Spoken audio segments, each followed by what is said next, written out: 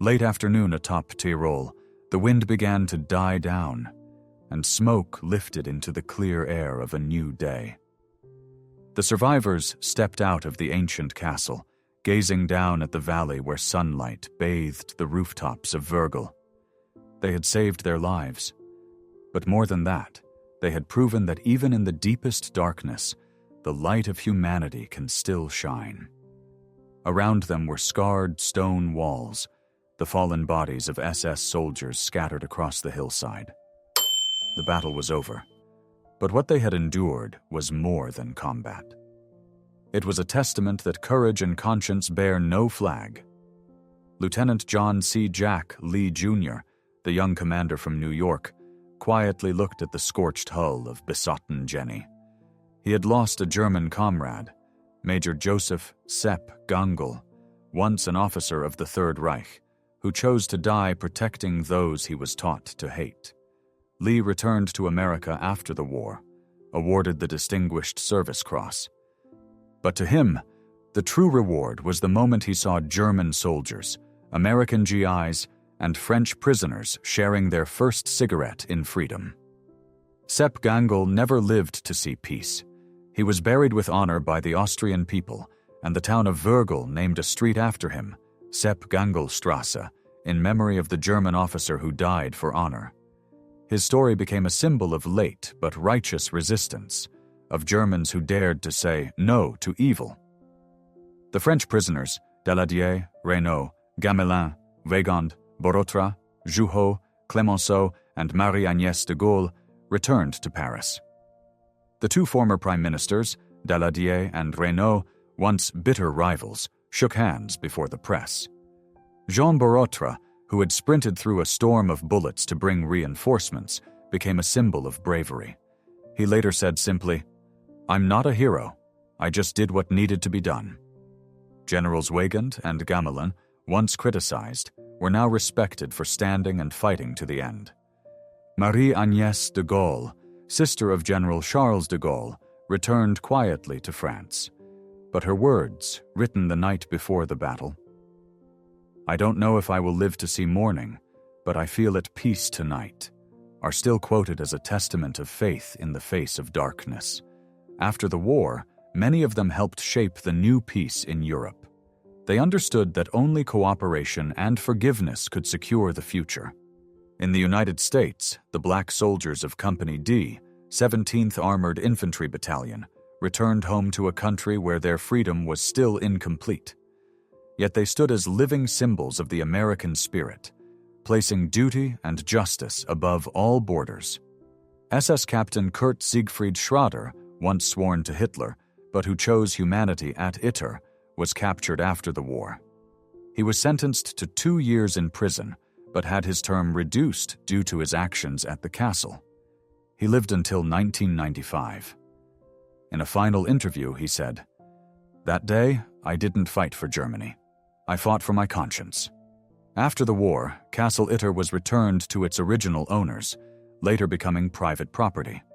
There is no monument, no museum, only the quiet stone walls still overlooking the valley where, in 1945, former enemies stood side by side in the fight for life. In the town of Virgil, locals still tell their children about the strangest battle in history, where Americans, Germans, French, Austrians, and a Croatian stood together against the final echoes of war. The story was brought to global light by Stephen Harding in his 2013 book, The Last Battle. Harding wrote, "In the final hours of the bloodiest war, there was a place where reason rose above hate, and honor became the only shared language." Later, the band Sabaton composed The Last Battle, helping younger generations remember that even in war, humanity never truly dies. Today, looking back, people understand that Itter was not just a battle. It was proof of something greater than victory, that people can change, enemies can shake hands, and good can still exist amid evil. For America, Itter was not a large-scale operation, but it embodied the very ideals Americans believe in, that freedom, justice, and compassion are always worth fighting for. For Europe, It marked the beginning of a new chapter where former foes came together to build peace. In Tyrol, as dusk falls, the last sunlight still touches those ancient stone walls, once bearing the footsteps of men from 4 nations. They didn't know they'd be remembered, but every one of them chose the right side. The battle lasted only a few hours, but its echo remains eternal, a reminder that even when the world falls apart, there will always be those who hold on to hope. And because of them, this world still has a chance. May 1944, in the frigid waters of the Sea of Okhotsk, the submarine USS Barb began its first patrol under Lieutenant Commander Eugene Bennett Fluckey. Outside, icebergs shimmered in the fog. Inside, the steady hum of the engine echoed like a heartbeat. Fluckey, just 31 years old, had only recently taken command. But he changed everything. He streamlined procedures and gave his crew the authority to act on instinct. "We're not just waiting for orders. We're making victories," he said. His voice alone convinced the crew they were following a man born to do the extraordinary. On May 31st, 1944, beneath heavy fog, Barb spotted a Japanese convoy. 6 Mark 14 torpedoes were launched. 2 massive explosions rocked the sea. Koto Maru and Madras Maru vanished beneath the waves. 2 days later, a Japanese destroyer counterattacked with relentless depth charges. Fluckey ordered a deep dive, hiding beneath floating icebergs, narrowly escaping destruction. On June 11th, Barb surfaced and used its deck gun to sink 2 armed trawlers, then returned to Midway on July 5th, 1944. The patrol report confirmed 4 enemy vessels destroyed, over 15,000 tons of cargo erased. In his logbook, Fluckey wrote only, "No miracles, just guts." From that moment, the name Lucky Fluckey spread across every U.S. submarine base. To him, luck was just preparation meeting boldness. August 1944, Barb joined the Wolfpack Ed's Eradicators alongside USS Queenfish and USS Tunney, patrolling the South China Sea. On August 31st, Barb struck an oil tanker and a freighter. The sea lit up with flames. Days later, 3 torpedoes split Okuni Maru in 2. By September 17th, Barb attacked the escort carrier Unyo, one of only 4 Japanese aircraft carriers sunk by U.S. submarines during the entire war. After the battle, Barb returned to rescue 14 British and Australian POWs adrift on a raft. One British soldier grasped Fluckey's hand and said, "You didn't just save us from the sea, you saved us from despair." For Fluckey, victory wasn't only measured in ships sunk, but in lives saved. Upon returning to base, Fluckey gathered the crew and asked, "If we were the Japanese, what would we think the Americans will do next?" No one answered. He smiled. "Exactly. That's why we win." From then on, he encouraged everyone to propose ideas, no matter how wild. One machinist suggested installing new acoustic sensors. An electrician redesigned the torpedo trigger switch. Fluckey approved them all. Barb became a floating lab at sea. Not every idea worked, but each one captured the American wartime spirit. Try, fail, improve, then succeed. Early 1945, Fluckey discovered Namquan Harbor on China's coast, where over 30 Japanese ships were docked, protected by mines and shore guns. Everyone said it was suicidal. Fluckey replied, "No way out means we have no option but success." At dawn on January 23, 1945, Barb entered the harbor, its keel barely meters from the seabed. At 3,000 yards, Fluckey ordered all 10 torpedoes fired. 6 Japanese ships exploded, fire lighting up the entire bay. Japanese guns returned fire, but Barb fled at 23.5 knots, breaking the world speed record for submarines. Once radar confirmed they'd escaped pursuit, cheers erupted throughout the boat. The Namquan raid stunned the U.S. Navy. Fluckey was awarded the Medal of Honor by the U.S. Congress. At the ceremony, he said, If I deserve this, then the 80 men on my boat deserve it 10 times more. To him, victory always belonged to the crew. After that, Barb was granted shore leave, but Flucky didn't rest. In his journal, he wrote, "We've proven a submarine can go anywhere. Now let's prove it can do anything." He proposed a bold idea: mount rockets on the submarine's deck. Pearl Harbor engineers balked. "No one's ever done this. If it fails, the sub could explode." Flucky calmly replied, "Then we'll make sure it doesn't fail." Within days, a 5-inch Mark 10 rocket launcher was mounted on Barb's conning tower, 12 rounds, with a range of over 4.5 kilometers. In June 1945, USS Barb left Pearl Harbor and headed for the coast of Hokkaido. On board, sailors joked, "Are we a submarine or a spaceship now?" But everyone knew. They were preparing to do the impossible. On the night of June 22, 1945, off the town of Shari, the order was given. 12 rockets launched, slicing through the night, exploding across a coastal factory. The earth shook. Flames lit up the sky. Japanese searchlights scanned the seas. But Barb had already vanished into the depths. For the first time in history, a submarine had successfully launched a rocket attack on Japan. Tokyo radio warned, "A ghost ship beneath the sea is breathing fire onto the homeland." The Japanese called it the steel-bearded demon. But Flucky wasn't done. Looking through the periscope, he saw a train winding along the mountain's edge, loaded with troops and ammunition. He paused for a moment, then asked quietly, "If we can fire rockets ashore, can we destroy a train?" No one dared answer. But everyone understood. It wasn't a question. It was a command. And so, on those fog-drenched nights, a new plan began to take shape. A plan that would shock the world. A submarine attack on a Japanese train, on Japanese soil. After the Namquan raid, America was stunned. The press called Flucky the fearless commander. He received the Medal of Honor but simply said, "Share it with the crew."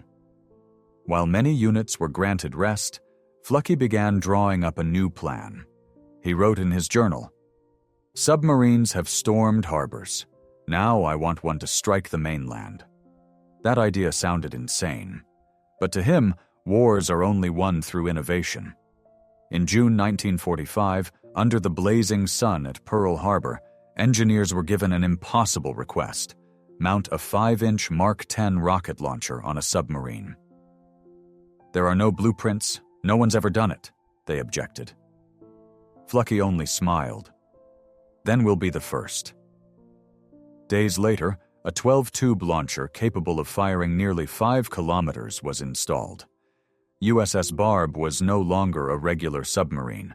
It had become a mobile fortress beneath the sea. On June 8, 1945, Barb departed, heading north toward Japan. The crew joked they were driving a flying submarine, but deep down they knew. They were about to write a new chapter in history. On the night of June 22nd, off Shari, Hokkaido, the sea was still, the sky pitch black. "Fire!" Flucky ordered. 12 rockets launched, leaving red-hot trails before exploding in a coastal industrial zone. The entire town lit up like daylight. Through the periscope, Flucky smiled. "They'll think it's an air raid." Before Japan could react, Barb had already vanished below. For the first time in history, a submarine had fired rockets onto Japanese soil. Tokyo radio panicked, warning of a ghost ship offshore, breathing fire in the night. The Japanese dubbed it the steel-bearded demon. Over the next 3 weeks, Barb struck repeatedly. On July 2nd, it destroyed a fuel depot on Tulane Island. On July 5th, it sank the Sapporo Maru. On July 8th, it torched a tug and barge near La Perouse Strait. Each night they appeared somewhere new, fired rockets and vanished. Japanese officers were baffled. How can the enemy fire from under the sea? But Flucky wasn't finished. One July morning, peering through the periscope, he spotted a Japanese train snaking along a coastal ridge, loaded with munitions and troops. The tracks ran less than 400 meters from shore. After a few seconds of silence, he asked, "If we can launch rockets onto land, why can't we blow up a train?" Everyone thought he was joking, but his eyes didn't joke. From that moment, Flucky began sketching the rail map of Karafuto, the Japanese-held island once belonging to Russia, now Sakhalin. The line ran close to the coast, supplying Japanese forces. He knew, if they hit it, it would be not only a physical blow, but a psychological one. Even Japanese soil would no longer feel safe. Officers objected. "We're submariners, not commandos." Flucky replied, "Then let the world know. For the first time, a submarine can strike on land." No one said more. They knew, if successful, they'd enter history. If they failed, no one would survive to tell it. The plan was kept top secret. Flucky chose 8 young, unmarried men with jungle experience and survival skills. Among them was Billy R. Hatfield, an electrician who once placed walnuts on tracks as a boy to watch trains crush them. That memory sparked the key idea, a micro switch between the rails that would close the circuit when the train's weight bent the track, triggering the explosives. A simple, genius, safe concept. Hatfield and his team built the device aboard the sub using scrap metal as shovels, wiring 3 batteries to a 55-pound waterproof explosive charge. They tested until the circuit worked flawlessly. Flucky picked a rail section 400 yards inland, close enough for a quick retreat, far enough to avoid detection. On the night of July 22, 1945, thick clouds blanketed the sky. Perfect conditions. Flucky decided, "Tonight, we go." Just before midnight, Barb surfaced less than 1,000 yards from shore. 2 rubber boats were launched.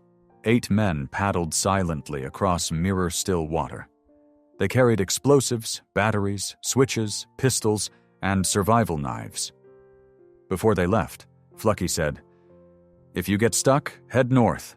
Siberia's 130 miles away. Good luck." After 25 minutes, they landed quietly and dragged the boats ashore. Human and dog tracks were visible, but no one spotted them. They moved fast along a stream, climbed a hill, and moments later the train's light appeared. They lay flat, hearts pounding. The train thundered overhead, packed with Japanese troops. Once it passed, they sprang into action.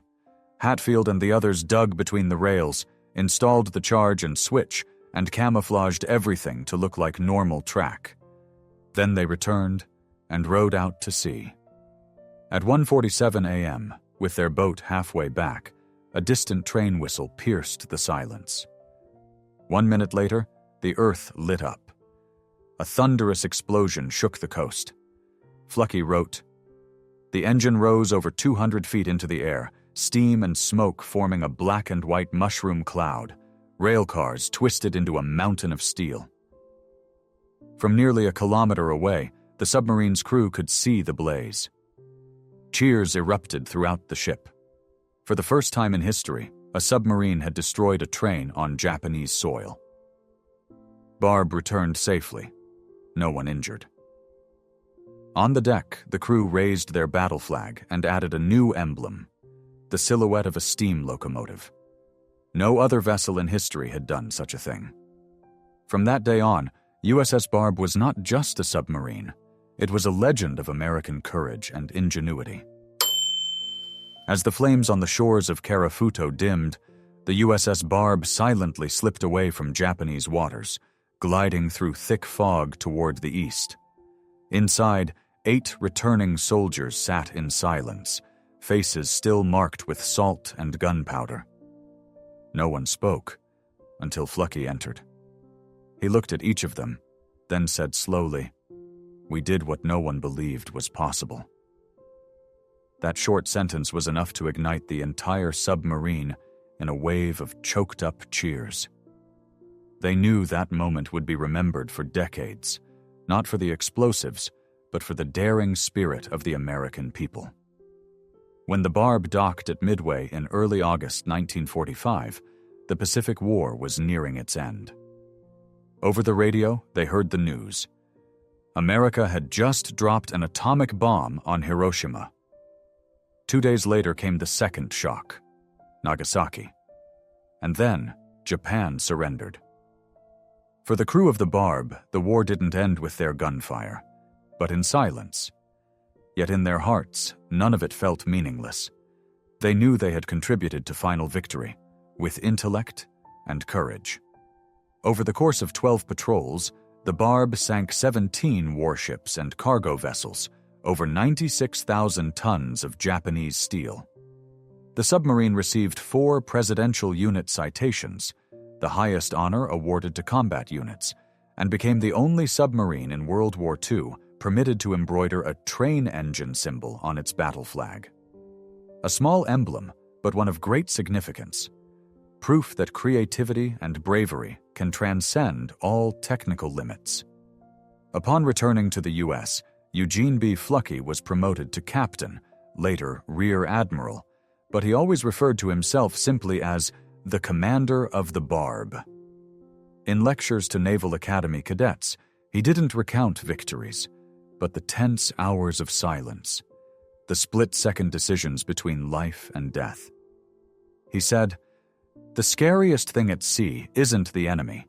It's when you stop believing in your own abilities." Fluckey rarely took personal credit. He always honored every crew member. In his 1992 memoir, Thunder Below, he wrote, "There were no heroes aboard the Barb, just 80 ordinary men who believed the impossible was merely a matter of mindset." That book later became an official U.S. Navy training manual on creative warfare and battlefield initiative. After the war, USS Barb, SS-220, continued to serve briefly before being transferred to the Italian Navy in 1954, renamed Enrico Tazzoli. Though the hull had aged, to Americans, the Barb remained a legend. When Italy dismantled the ship in the 1970s, a group of American veterans attended. Standing beside the rusted steel frame, they laid their hands on the chipped paint and whispered, "Thank you, Steel Lady. You did more than an army ever could." Back home, Fluckey lived a modest life. He married his old friend from the Naval Academy, raised 2 children, and moved to Annapolis, Maryland. He still drove to the base weekly, sitting with young cadets, telling stories about the submarine that knew how to invent. When asked about his leadership secret, he simply smiled. "I always tried to make people believe they could do more than they thought. Once they believed, they did it." In 2007, Eugene Fluckey passed away at the age of 93. The U.S. Navy held a state funeral. On the flag-draped coffin rested a small model of the USS Barb, the ship that had been his lifelong companion. As the TAP's bugle call played, many old sailors wept. One whispered, "He taught us that courage doesn't lie in a weapon, but in the mind." Today, at the U.S. Submarine Memorial in Groton, Connecticut, among hundreds of brass nameplates, one stands out, USS Barb, SS-220. Beneath that name, it lists not just ships sunk, but an etched inscription, "The submarine that sank a train." Each year, when the aging veterans gather there, they retell the story to younger generations. One of them says, "Back then, we didn't know we were making history. We just knew we were doing what was right." The younger ones fall silent, gazing at that brass plaque, a symbol of a time when America triumphed not only with bombs and bullets, but with belief in human potential. The war has passed, but the legacy of the USS Barb endures, not in steel, but in spirit. Every time a modern submarine launches a Tomahawk missile from the depths, people remember that small 1945 sub, the first to launch rockets onto Japanese soil. From that cold ocean floor, Fluckey and the Barb proved that. There are no limits to creativity when one dares to believe in themselves. In the fading light over the monument in Groton, a small inscription goes mostly unnoticed. In every generation, there will be another Barb. Not a ship of steel, but a vessel of willpower, belief, and the drive to defy the impossible. After the victory, America entered a new era. Atomic bombs, jet aircraft, radar, and thousands of other inventions emerged all at once. But in the depths of the ocean, the legacy of submarines like the USS Barb continued to resonate. Fluckey once said, "No victory ever came from a single shot. It comes from the factories, the hands, and the minds behind them." That statement wasn't just for his crew. It was for the entire nation. Throughout the war years, the United States mobilized over 12 million workers, transforming its civilian economy into a massive industrial machine. Car factories in Detroit began producing submarine engines. The shipyard in Groton, Connecticut, where the USS Barb was launched, operated 24 hours a day. Amid the steel smoke and blinding welding sparks, Americans realized that their true strength lay in their ability to turn ideas into action. The story of the Barb became a vivid example of that spirit. From installing a rocket launcher to building a pressure-triggered switch under train tracks, everything was done by hand. Improvised creativity at sea. No engineers, no labs, just ordinary sailors who dared to think differently. That very mindset later spread across the entire industrial sector. In 1946, the U.S. Navy launched the Submarine Research Project, based on innovations pioneered by the Barb. From this, the first prototypes of cruise missile submarines were tested. 15 years later, that dream became reality. The nuclear-powered USS George Washington successfully launched the first Polaris missile, a quantum leap in American military technology during the Cold War. And in the corner of every blueprint, there remained a small note. Original concept, USS Barb, 1945. But Barb's influence wasn't only technical. It symbolized a generation that believed every American could contribute, no matter where they were or what they did. Shipbuilders in California, welders in Richmond, or women working factory lines in Portland, all believed that their work was reshaping the world. In the years after the war, as factories shifted to consumer production, that spirit didn't vanish. The same workers who welded Liberty hulls or assembled Mark 14 torpedoes helped forge the foundation of modern American industry. Assembly lines, quality control, automation.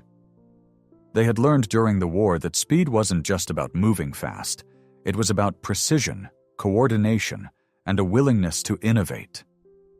From the cold ocean depths, the Barb brought back more than just victories. It carried a production philosophy. Nothing is impossible if you dare to think and try. Workers at the Electric Boat Company later recalled that when Fluckey visited the plant in 1946, he didn't speak about battles. He simply asked, "Are you trying something new?" A reminder that victory only lives through constant innovation.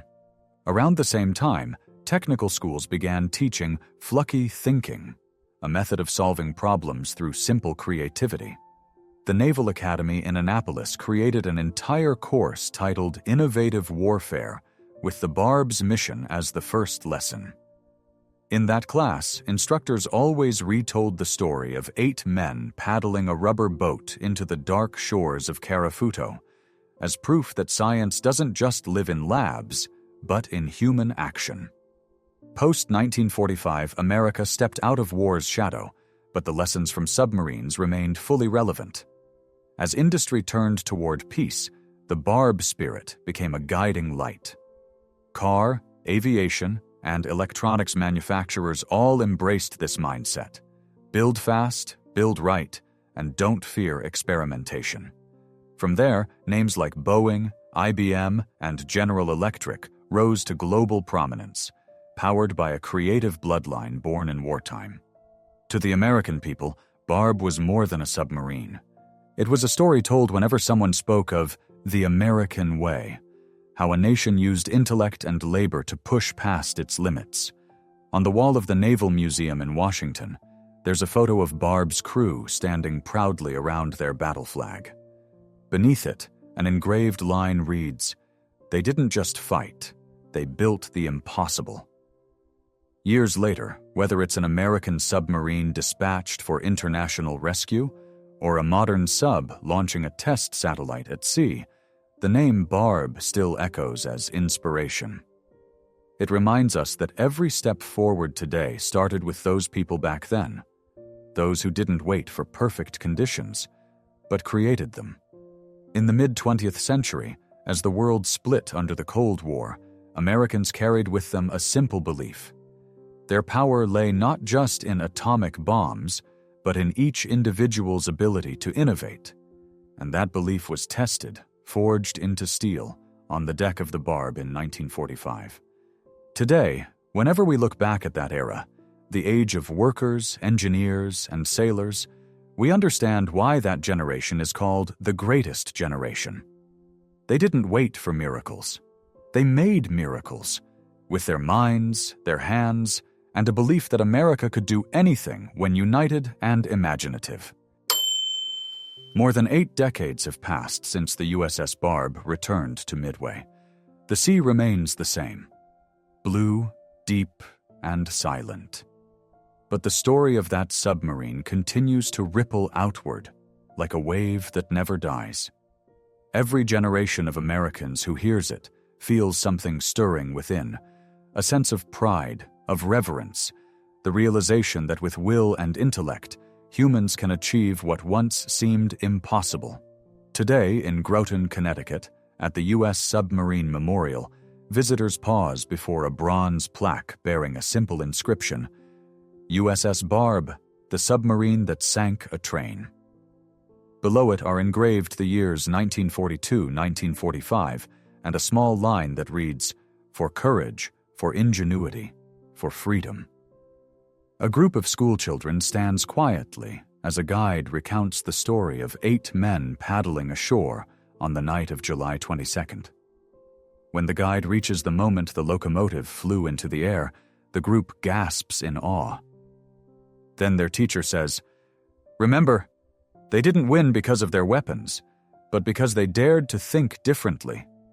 That sentence, in the golden afternoon light, echoes among hundreds of metal nameplates, like a voice from the past reminding the next generation, "Believe in the power of the human mind." Flucky once said, "No victory belongs to one person. Every triumph begins with belief." He believed in his crew, and America believed in him. That faith turned a group of ordinary men into legends. They weren't superheroes. They were workers, electricians, engineers, farmers, regular people who achieved extraordinary things. And that was the true beauty of that era, when all walks of life shouldered the fate of a nation together. After the war, many Barb crew members returned to normal life. Hatfield, the man who built the pressure-triggered rail switch, opened a car repair shop in Ohio. Another mechanic, Joseph Burns, became a technical school teacher. Some farmed, some welded. But every 4th of July, they gathered again, sitting around their old battle flag, sipping beer, recalling nights on the open sea. "We weren't looking for glory," one said. "We were just doing our job, and trying to do it well." Their story spread across America, becoming a lesson in creative spirit. Military academies, factories, even high schools used the example of Barb to teach the American ingenuity. There, the Flucky mindset became a symbol. Don't fear mistakes, don't fear trying, and never stand still. That mindset became the very foundation that lifted post-war America into a global superpower. Throughout the Cold War, as the world faced new tensions, the story of the Barb remained part of U.S. Navy lore. Every graduating submarine officer heard Flucky's words. "If you see something that looks impossible, remember, someone once paddled into enemy territory to blow up a train." That sentence became the Navy's unofficial creed. Think boldly, act precisely. In 2010, the U.S. Navy displayed part of the original USS Barb battle flag at the Smithsonian. Next to it stood a 1.2-meter steel model encased in glass. Visitors could see every detail: 6 torpedo tubes, the Mark 10 rocket launcher, and the small locomotive embroidered in the flag's corner. The information plaque carried just one line: "One boat, one crew, one idea, changed the war." But Barb's greatest legacy isn't in any museum. It lives in the mindset of modern America, where creativity and execution remain the foundation of all success. When NASA sent humans to the moon, when SpaceX reused rockets, or when young scientists invent new technologies, they still echo Flucky's words. Don't be afraid to try what's never been done. In the 21st century, as technology grows dominant, the story from 1945 continues to prove that strength doesn't lie in machines, but in people. People who can look at the impossible and turn it into reality. That is the lesson Barb leaves behind. Simple, but immortal. In Annapolis, where Flucky rests, his grave lies among hundreds of sailors. The headstone reads, "Eugene B. Flucky, USS Barb, SS-220. He dared to do the impossible." Each year, naval cadets place a small brass bolt on the stone, a symbol of unending innovation. As the sun sets, those bolts glimmer in the light like tiny stars, connecting past and present. They say history is written in blood and steel. But in America, history is also written in belief, creativity, and courage. USS Barb is proof of that a nation is not powerful because of its weapons, but because of the people who dare to push beyond their limits. As the screen fades to black, the narrator's voice returns, deep and steady. In the vast ocean, thousands of ships once sailed, but only one sank a train. A ship that carried not just weapons, but the creative spirit of an entire nation. And as long as people still dare to dream, still dare to think differently, the legacy of USS Barb will live on. The music swells, deep, proud, resonant. The final image appears: Barb's old battle flag waving in the wind, stars reflected on the night sea. An era has passed, but the spirit of Barb, of Flucky, of an America that innovated under fire, will never fade.